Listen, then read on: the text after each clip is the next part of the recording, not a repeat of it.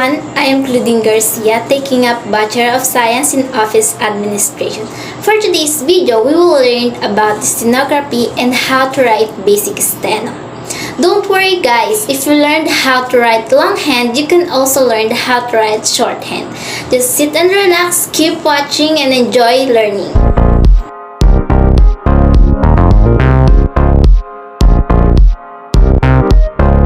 In shorthand writing, always remember the rule, write what you hear and not what you see. You need to write only the sounds that you hear in words and ignore all the silent letters. I have here few examples of longhand words and we're going to write it in shorthand. So are you guys ready? You can also join me and jot down whatever sound you hear from my given example. But first, I have here a shorthand symbol as you can see for you to easily write the shorthand. So A, it represents a big circle. E, a small circle. M, a longer straight line. N, a shorter straight line. T, upward slanting straight line occupying half of the notebook.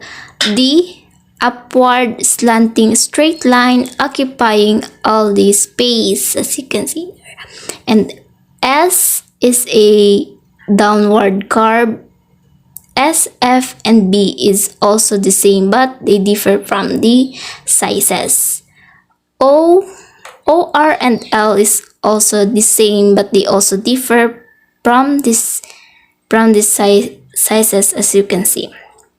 H is represent as a dot, the ing also, but H is placed at the first vowel and ing is placed at the last symbol. The long I symbol is a broken circle and F have a sound of for, and word ending full, and the symbol of F is a downward curve but they differ from the sizes. Let me first write the longhand word, the sound, and the shorthand. Longhand word, the sound, and the shorthand. In English, there are many words containing letters that are not actually pronounced. In shorthand, these silent letters are omitted. So now let's proceed. We have the first example, the word name. Name. Say it again. Name. Listen carefully and write what you hear, then omit or delete the silent letters you have heard. Say it again. Name. Now, what are the sounds that we heard in our given example? Name. So the sound that we heard are N, A, and M, omitting the E vowel. Very good. So now, how to write it in shorthand? As you can see here, N is a shorter straight line, A is a big circle, and M is a longer straight line. So N, A, and M. And there we have it. Easy, right? Always observe the length. The next example for longhand word is try. Say it again, try. Try. Now, write what you hear.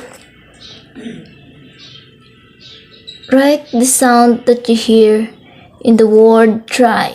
So the sound that we hear is T, R, and I. Omitting the letter I because it's silently pronounced and replacing it with I. Now, how to write it in shorthand? So T is a short slanting upward straight line, and R is a forward curve, and broken I represent a circle with a little bit. So T, R, and I. And there we have it. You guys are a fast learners. So now the next example is form. Form. Say it again. Form.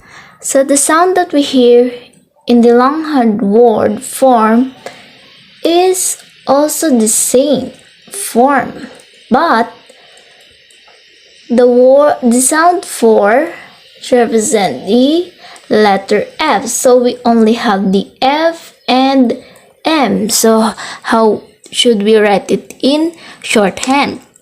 The F for the sound of for is a downward curve, and M is a straight line. So a downward curve and longer straight line. And there we have it. Let's keep moving. So another example is ray. Ray. Say it again. Ray. Now, what are the sound that we hear in the longhand word ray? Ray. The sound that we hear in a longhand word ray is R and A, omitting the Y. Very good. Now, how to write it in shorthand? R represents a forward curve and A is a big circle. A forward curve and a big circle. And there we have it. Another one is force. Force. Say it again. Force. The sound that we hear in a longhand word force are for and S. Again, the sound for for is F. So we only have the F and S. F is a downward curve and S is also a little downward curve. So how to write it? This is how to write it. Now we have it again. Easy, right? We just omit the letters C and E. You guys can practice this in your home if you're bored, because it's really good and helpful. So you want more? Okay, let's go. Another example is higher.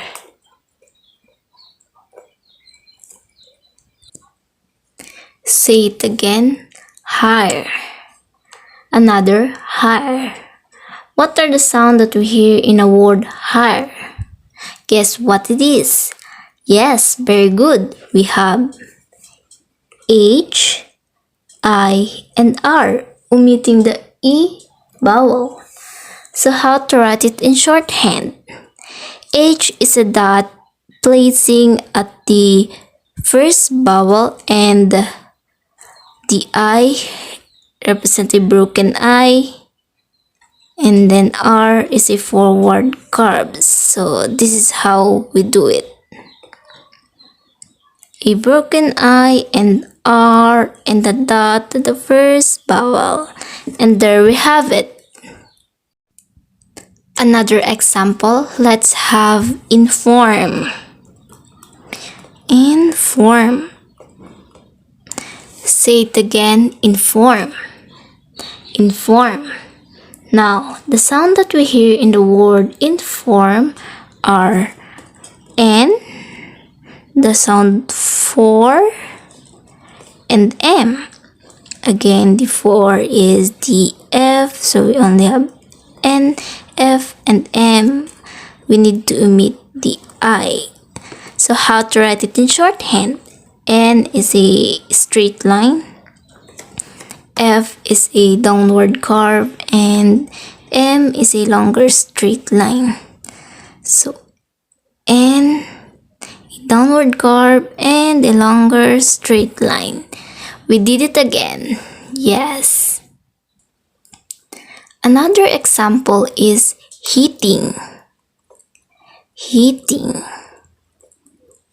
Say it again. Heating. Now, jot down the sound that you hear in a longhand word, heating. So what is the sound that you heard in a word, heating? Very good. The sound that we hear in a word, heating, are H, E, T, I, N, G.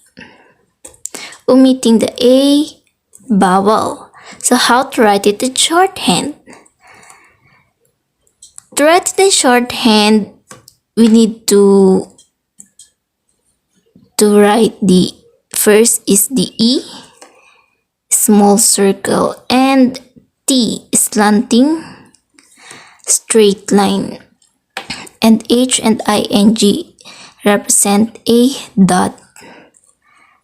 So E and T, and a dot at the first vowel, dot at the last symbol. And there we have it. Want some more?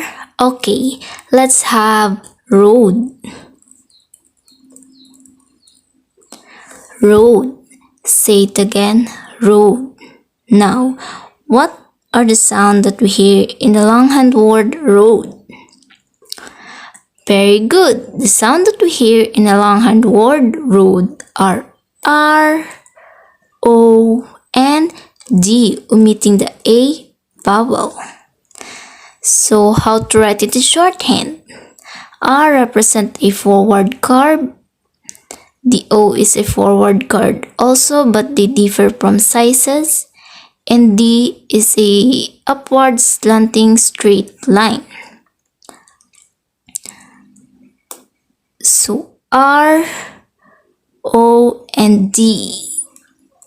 That's how we do it. You don't need to stop. You need to straight ahead. Okay? Our last example, we have delightful. Delightful. Read it again. Delightful. Delightful. Again, delightful. Now, what are the sounds that we heard in a longhand word, delightful? Okay, the sound that we heard in a word delightful are D, L, I, T, and the sound for full, which is letter F. So we have D, L, I, T, and F, omitting the E vowel and GH. So how to write it in shorthand? D is a upward slanting straight line. L is a curve, a longer curve. I is a broken circle. T is a upward slanting straight line, and the sound for full is a downward curve. So we have D, L, a longer one, and the broken circle I, and then slanting, and the sound for full F. And this is how it looks like. And we made it again. So this is what it's look like when you write it in shorthand.